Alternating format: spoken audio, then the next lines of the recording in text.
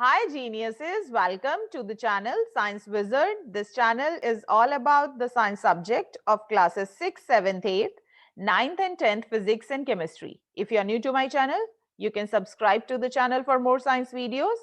And if you like the explanation, then please press the like button and you can share this video with your friends, family and the classmates. So the chapter which we are going to discuss today is of class 7, chapter 12, transportation of material in plants and animals. So इस chapter पे मैं already एक video बना चुकी हूँ जिसमें हमने discuss किया था ट्रांसपोर्टेशन का मतलब क्या होता है, कौन कौन से मटेरियल हैं जो प्लांट्स में ट्रांसपोर्ट होते हैं. तो सबसे पहली चीज जो हमने देखी थी that is the transportation of water and mineral in the plants. Okay, so आप सबको पता है कि जो वाटर है वो आप सॉइल में डालते हैं, मिनरल्स जो हैं वो सॉइल में प्रेजेंट होते हैं. जो प्लांट्स हैं जो प्लांट्स हैं बेसिकली वाटर और मिनरल्स को एब्जॉर्ब करते हैं थ्रू द रूट्स. ओके, और वो डिफरेंट पार्ट्स ऑफ प्लांट्स तक पहुंचाया जाता है. Now the next question is arises is that कि जो रूट्स हैं वो कैसे ऑब्जर्व करते हैं वाटर और मिनरल को. तो ये मैं ऑलरेडी एक्सप्लेन कर चुकी हूँ बाय द ऑस्मोसिस प्रोसेस. जो वाटर होता है और मिनरल होता है वो एब्जॉर्ब होता है रूट के द्वारा from the soil by the osmosis process. इसमें जो रूट हेयर्स होते हैं बेसिकली वो आपके कांटेक्ट में होते हैं वाटर के, जो कि सॉइल में होता है, और जो कंसंट्रेशन होता है वाटर मॉलिक्यूल का वो रूट्स के बाहर ज्यादा होता है as compare to inside the roots. So इसीलिए जो वाटर मॉलिक्यूल हैं वो सॉइल से रूट हेयर्स के अंदर ट्रेवल करते हैं, okay, through the osmosis process. और फिर उसके बाद जब वो रूट हेयर्स में पहुंच जाते हैं, रूट्स के अंदर वाटर और मिनरल, सो उसके बाद वो जाइलम वेसल के थ्रू ट्रांसपोर्ट किए जाते हैं to all the parts of the plants, majorly to the leaves. Okay, अब लीव्स को क्या जरूरत है वाटर की, तो all of you know that कि leaves prepare their food by the photosynthesis process, and one of the raw material which is required for the photosynthesis process is the water. Okay, so basically जो xylem vessel है उसके through जो water और mineral है वो transport किया जाता है to the entire part of the plant. Let me show you. So as you can see in this diagram, ठीक है, you can easily figure out the root hairs. These are the root hairs, okay, which are present inside the roots.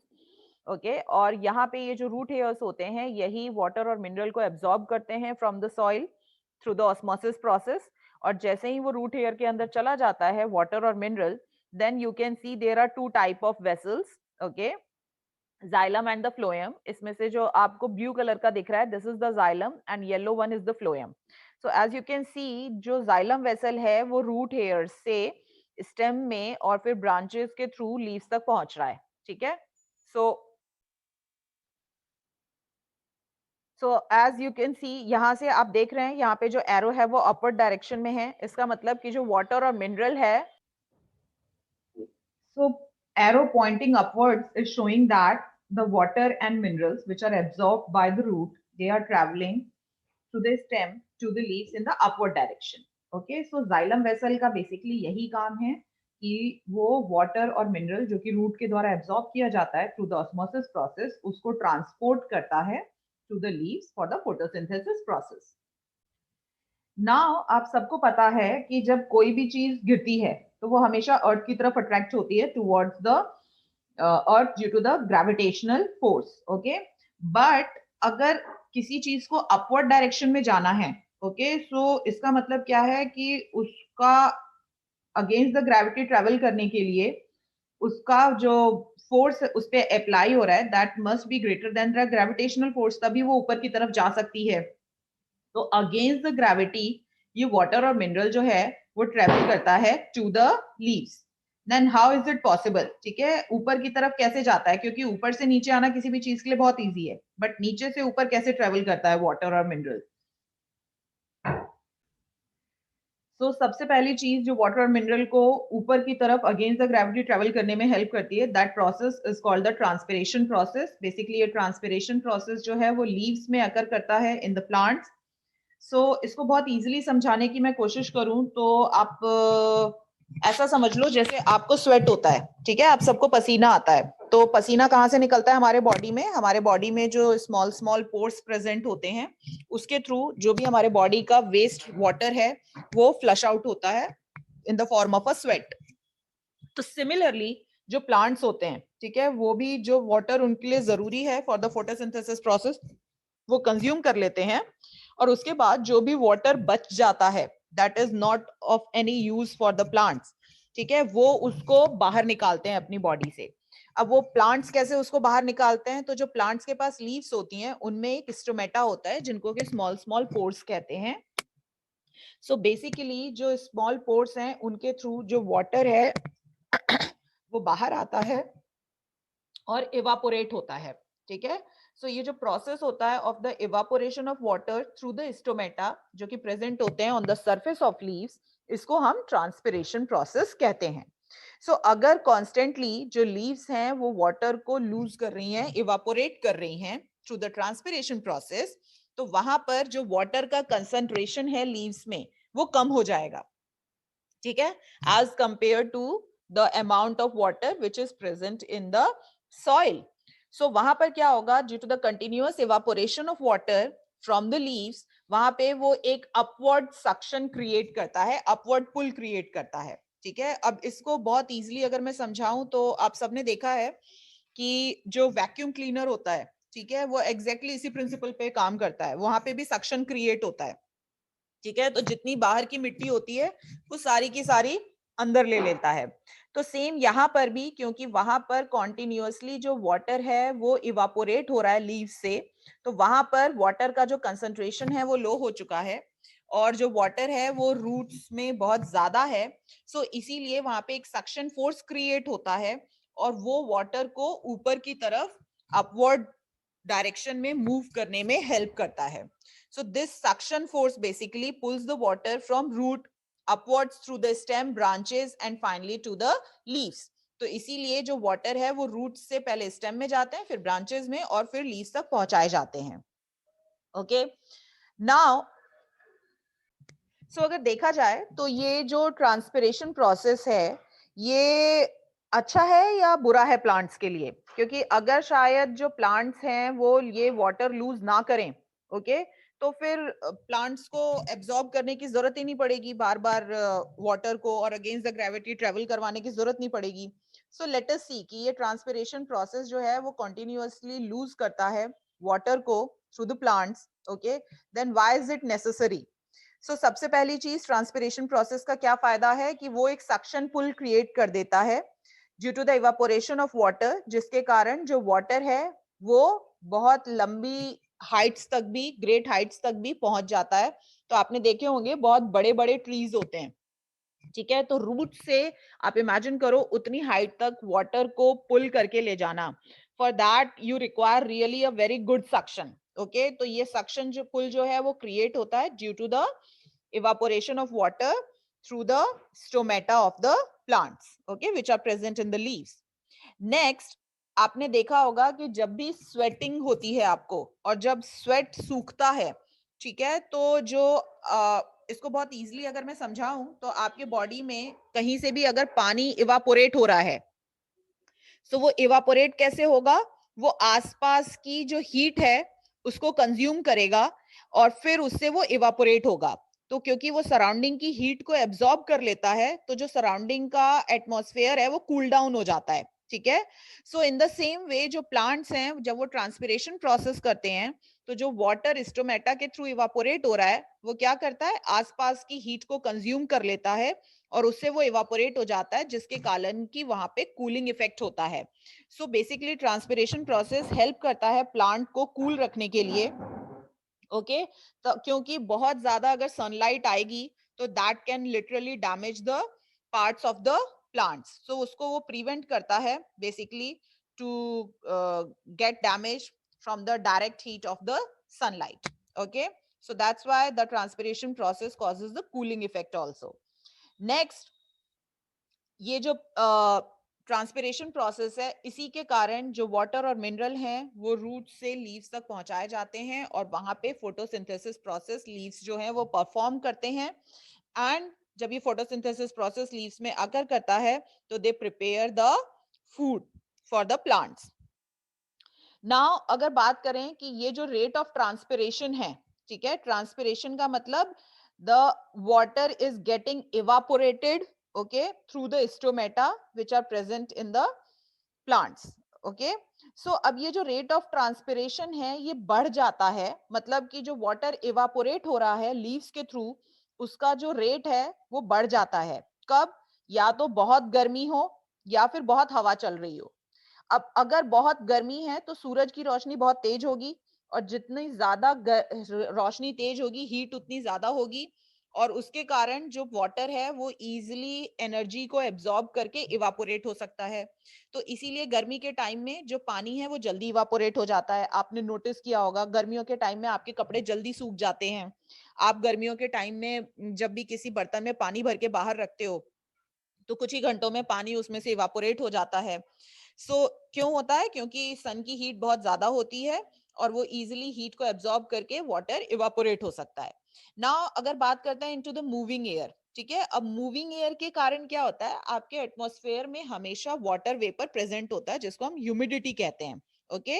सो यहाँ पर क्या होता है basically कि जब constantly हवा चल रही है, तो जब हवा चलती है तो उसके संग वाटर वेपर भी उस एरिया से मूव कर जाते हैं। सो वहां पर जो वाटर वेपर का कंसंट्रेशन है इनटू द एटमॉस्फेयर बहुत कम हो जाता है, okay. So in order to balance it, वहां पे ट्रांसपिरेशन प्रोसेस बहुत फास्ट होता है through the plants, okay, through the leaves, okay, जिसके कारण कि वहां पर जो amount of water vapour content है इन द एटमॉस्फेयर उसको बैलेंस किया जा सके। तो बेसिकली जब बहुत गर्मी होती है तब ये ट्रांसपिरेशन बहुत फास्ट होता है, और जब हवा चल रही होती है बहुत तेज तब भी ये ट्रांसपिरेशन प्रोसेस बहुत फास्ट होता है। और इसलिए आपने नोटिस किया होगा ठंड में आपको बहुत ज्यादा पानी देने की जरूरत नहीं पड़ती है पौधों को, है ना। और गर्मी के टाइम में आपको सुबह शाम दोनों टाइम उनको पानी देना पड़ता है। क्यों? क्योंकि जो भी वाटर है वो बहुत फास्ट इवापोरेट होता है by the transpiration process, and that's why in the hot sunny day और in the moving air the transpiration process takes place fast, और इसीलिए आपको बार बार पानी देना पड़ता है पौधों को। और जो इंक्रीज होता है in the rate of transpiration, basically ये कॉज करता है, जितना ज्यादा प्लांट्स लूज करेंगे वाटर को उतना ज्यादा सक्शन पुल क्रिएट होगा, और उतना ज्यादा जो रूट हेयर्स हैं वो एब्जॉर्ब करेंगे वाटर को और जाइलम वेसल के थ्रू ट्रांसपोर्ट करेंगे to the different parts of the plants, okay. So इसीलिए जब भी किसी पॉटेड प्लांट को आप मूविंग फैन के नीचे रखते हैं तो वहां पर वो जो वाटर वेपर कंटेंट है एटमॉस्फेयर में कम हो जाता है, जिसके कारण वहां पे ट्रांसपिरेशन बहुत फास्ट अकर करता है, ठीक है। और जिसके कारण कि वहां पे मिट्टी जल्दी सूख जाती है क्योंकि जो रूट्स हैं वो पानी को जल्दी एब्जॉर्ब कर लेते हैं। सो बेसिकली ट्रांसपिरेशन प्रोसेस क्यों जरूरी है? सो ट्रांसपिरेशन प्रोसेस में जो प्लांट्स होते हैं, प्लांट्स के जो लीव्स होते हैं बेसिकली वो स्टोमेटा के थ्रू वाटर को लूज करते हैं, उनके थ्रू वाटर इवापोरेट होता है जिसके कारण सक्शन पुल क्रिएट होता है, और सक्शन क्रिएट होने के कारण जो वाटर है वो रूट से लीव्स तक पहुंचाया जाता है। दूसरा, वो हेल्प करता है प्लांट को कूल रखने में, और तीसरा, जो वाटर वहां तक पहुंचाया जाता है लीव्स तक, वो फोटोसिंथेसिस प्रोसेस के द्वारा फूड प्रिपेयर करते हैं, and that is only possible due to the transpiration process, okay. So you can do one experiment in order to check कि सही में क्या लीव्स जो होती हैं प्लांट्स की थ्रू द स्टोमेटा वो वाटर लूज करती हैं bye the transpiration process. So this is one activity, ये आप बिल्कुल घर पे करके देख सकते हैं, बहुत ही इजी एक्टिविटी है। आपको कोई भी पॉटेड प्लांट लेना है, नहीं तो आपके गार्डन में कोई भी प्लांट हो, you can take any plant, उसको वाटर करिए और उसकी एक ब्रांच को जस्ट जिसमें लीव्स हैं just cover it with the polythene poly bag, okay, and just tie it here, ताकि जो वाटर वेपर है जो भी लीव्स लूज करेगी, ओके, वो इस पॉलिथिन के अंदर ही रहे, ठीक है। क्योंकि अगर वहां पे स्पेस होगा तो जो वाटर वेपर है can go into the atmosphere, okay, they are not going to get accumulated inside the polythene। और दूसरा आपको क्या करना है, एक और ब्रांच लीजिए जिसमें से सारी लीव्स निकाल दीजिए और वहां पे भी एक पॉली बैग टाई करना है आपको, ठीक है। और इसको एटलीस्ट 24 आवर्स तक के लिए आप छोड़ दीजिए। और जब 24 आवर्स के बाद आप देखेंगे तो you can see the small droplets on this polythene bag, और यहाँ पर आपको कोई ड्रॉपलेट्स दिखाई नहीं देंगे. So through this activity we could conclude that कि जो लीव्स हैं वो by the transpiration process water को लूज करती हैं, जिसके कारण सक्शन पुल क्रिएट होता है और जो वाटर है वो रूट से लीव्स तक पहुंचाया जाता है and to the different parts of the plant. और यहाँ पे लीव्स नहीं थी, तो इसीलिए यहाँ पे जो वाटर वेपर है वो accumulate नहीं होता inside the polythene. So this is a very easy activity. You can do it at your home and find out whether it's happening or not. Now the next is जो transportation होता है water और dissolve mineral का, mineral salts का, from root to the stems और to the different parts of the plant, ये xylem vessel के through होता है. ठीक है. और ये जो अपवर्ड मूवमेंट होता है सैप का. So what is sap? Basically the liquid in a plant और अ ट्री.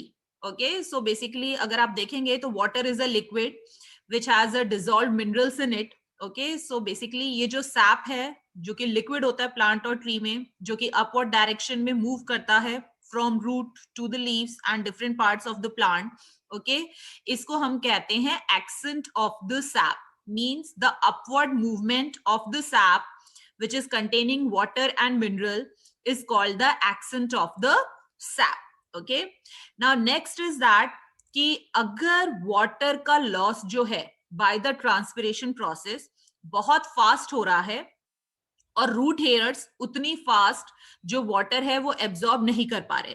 अब ये कब होता है? सपोज करो कि गर्मी का टाइम है और आप पौधों को वाटर करना भूल गए. ठीक है. अब सॉइल में देयर इज नो वाटर जिसको कि जो रूट्स हैं वो ऑस्मोसिस प्रोसेस के थ्रू एब्जॉर्ब कर पाएंगे. ओके, अब वहां पे गर्मियों के टाइम में ट्रांसपिरेशन प्रोसेस तो हो रहा है बहुत फास्ट. ठीक है, जो लीव्स हैं वो वाटर लूज कर रही हैं, बट सिंस सॉइल में कोई वाटर नहीं है जो कि रूट हेयर एब्जॉर्ब्स कर पा रहे हैं, तो जिसके कारण जो पानी है वो नीचे से ऊपर तक पहुंचाया जा रहा है लीव्स तक. तो उस केस में क्या होता है, जो प्लांट सेल्स होते हैं वो बहुत ज्यादा वाटर लूज कर देते हैं और इसीलिए जो लीव्स, स्टेम और फ्लावर्स होते हैं वो ड्रूप कर जाते हैं. ड्रूप करने का मतलब होता है कि वो मुरझा जाते हैं, लटक जाते हैं. ठीक है, and this process is called wilting, और इस प्रोसेस को विल्टिंग कहते हैं.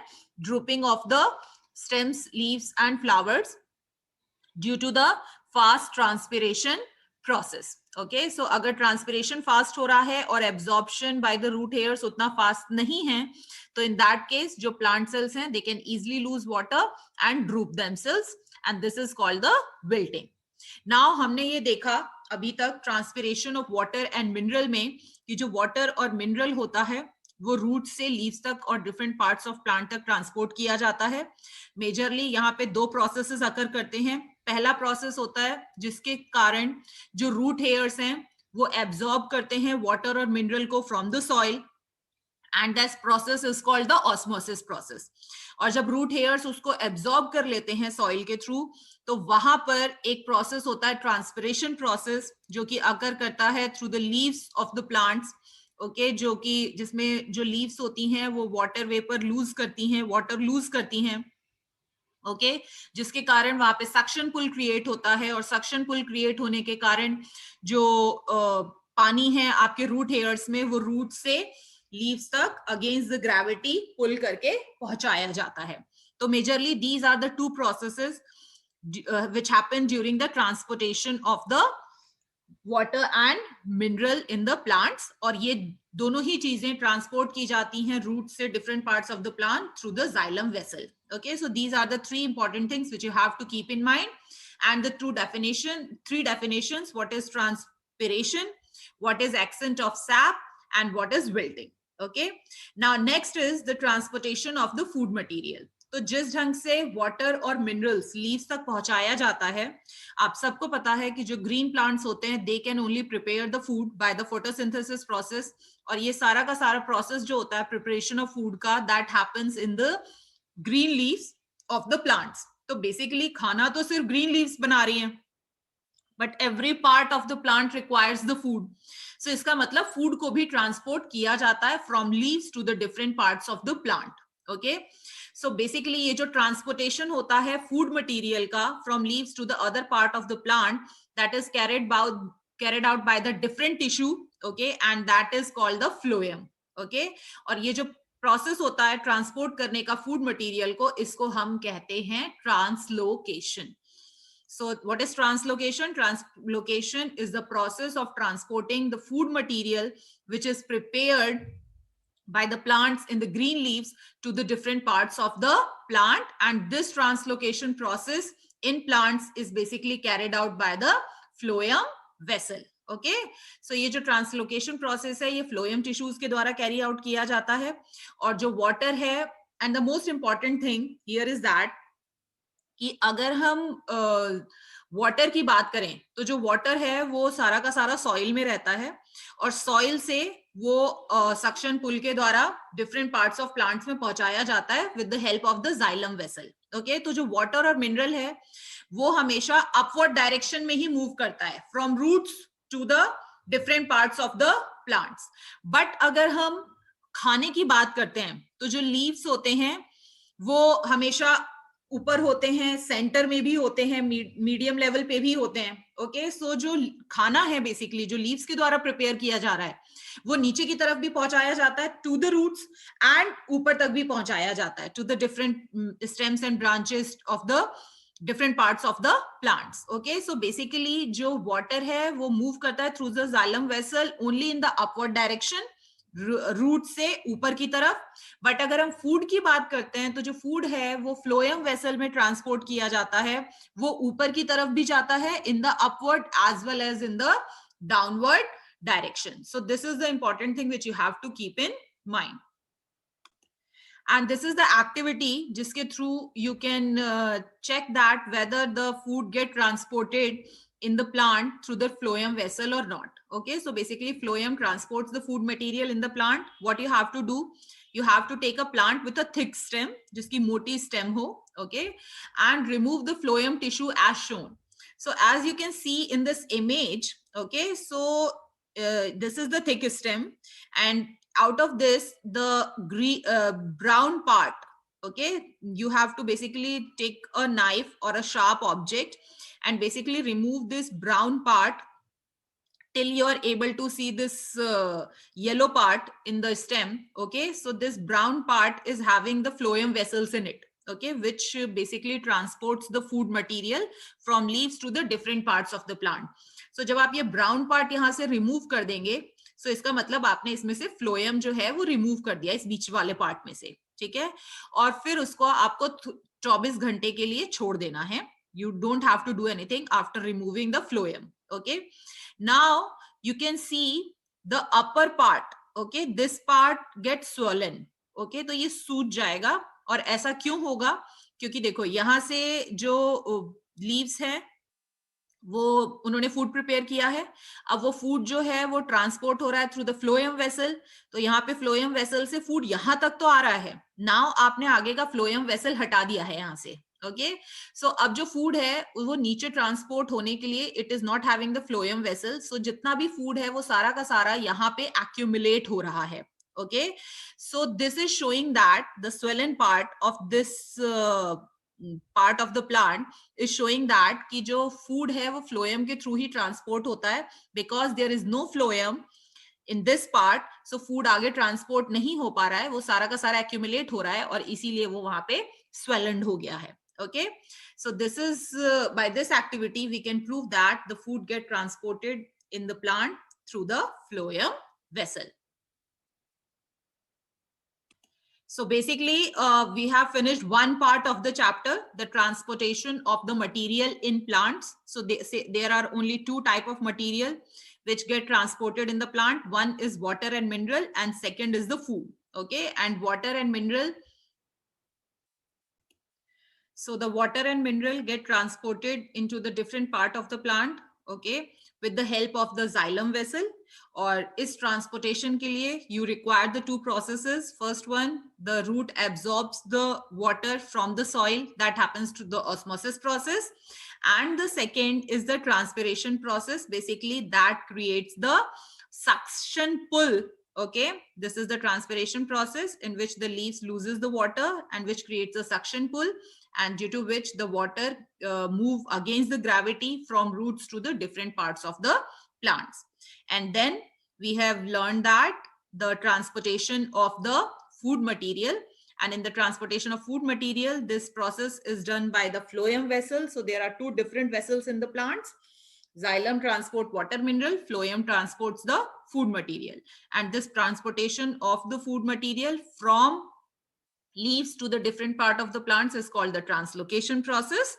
And the food material get transported through the xylem vessel in both the direction, in upward and in the downward direction, but water only moves in the upward direction from root to the different parts of the plant. Okay, so this is it. I have explained the activity also. So this is the first part of the chapter, and in the next video we are going to discuss how the transportation of material takes place in the human beings.